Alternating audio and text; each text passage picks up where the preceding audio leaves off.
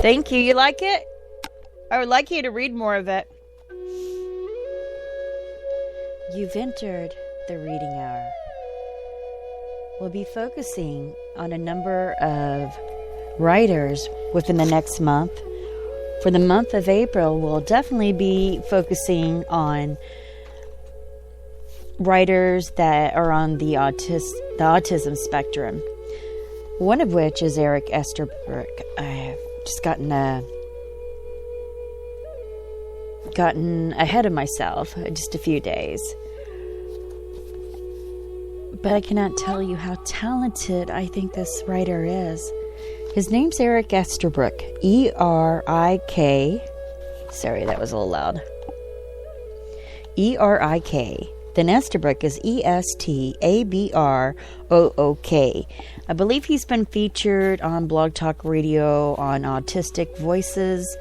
Could be wrong on the name of the program, but he's well known in those circles. Very good.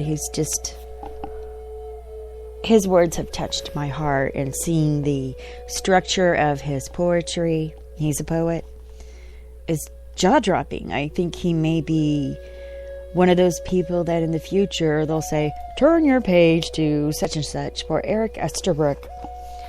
Let's study the rhyme. I don't know. But I'm just a single mom, and I want to point out some great writers, in my opinion, some pieces of work. So let's go to his book, if you have it there. It's called A Heart Cast in Verse. A Heart Cast in Verse. Background music may be a little bit too loud. Let's see if I can bring it up a little bit. It's an F minor native flute. In F minor, the flutes are adjusted to different keys. So we'll start with the first one.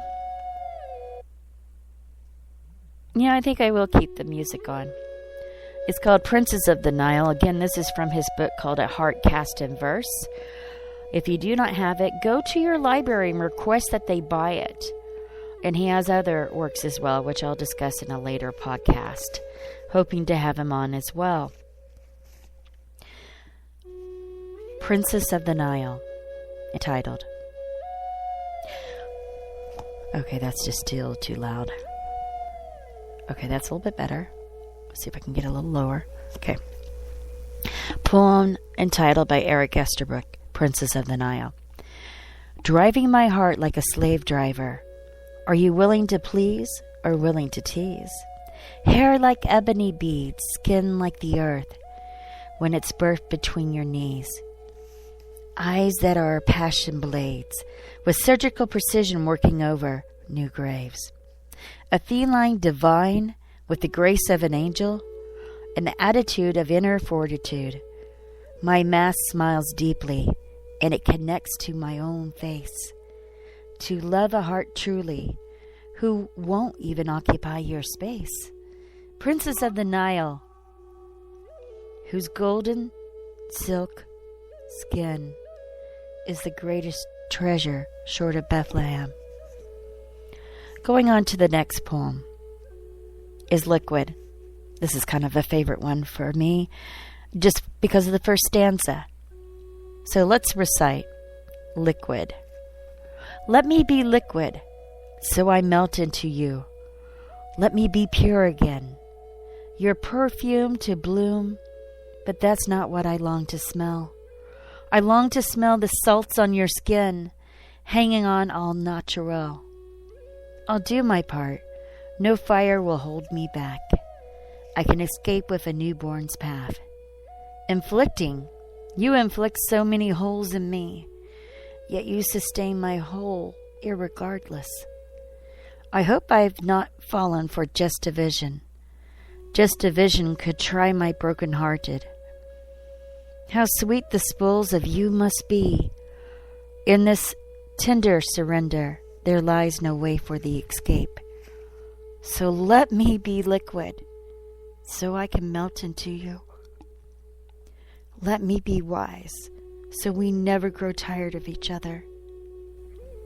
And I don't know about you, but that brings goosebumps to my skin. I think it's healthy to write, to express. I hope you can do that. Excuse me. I guess we can do one more. I was only going to do 2 poems per mini podcast. We're at 5 minutes. But we're at spring. So I think this poem is very appropriate. Again, this is from Erik Estabrook, A Heart Cast in Verse. Those are the only poems I'm reading as of now. And this one is entitled The First Thaw. Begin. Wherein visages of ice no longer point, jagged, and this cold snow finally lets go of my precious flower, ragged. Coldly and warmly are 2 things that exist in the thaw. Between winter and spring, the snow needs to melt. The sun gives its soft kiss.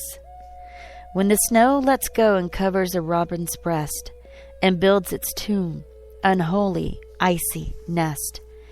Be gone thy villain seed, let Freya intervene. You are the one in health, this tragedy impede. Uncover my flower, so I can love this spring.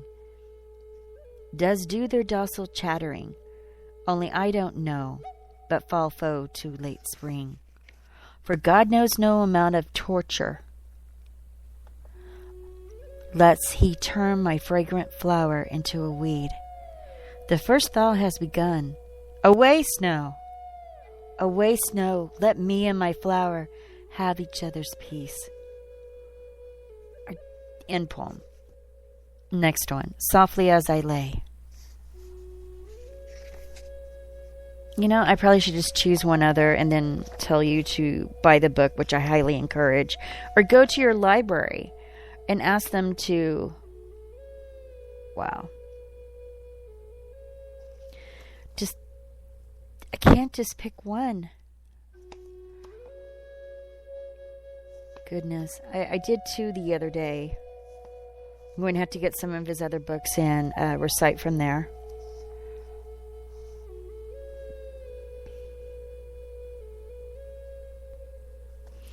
And Erik, you have a poem here where you said signed the most boring poet ever. Where is that noise coming from?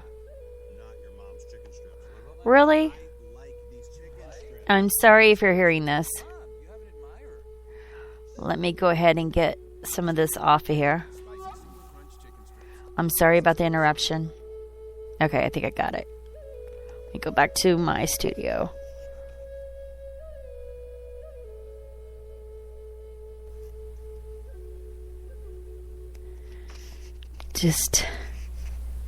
I can't just pick one. This is so hard. These poems are so good.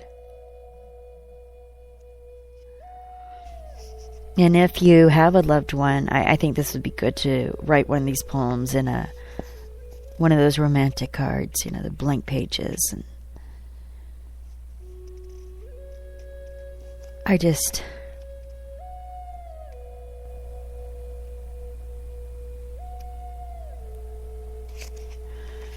Well, I'll finish with this one. And it's called Keep Loving Me. Again, this is by Erik Estabrook from his book called A Heart Cast in Verse. Hoping to have him on soon so he can talk about his newest endeavors. Keep loving me. When I spill these heart contents, how do you feel? Aside from wretched and reckless, tell me, why do you lies sit in the shade? Who gave them the right to be as comfortable killing me?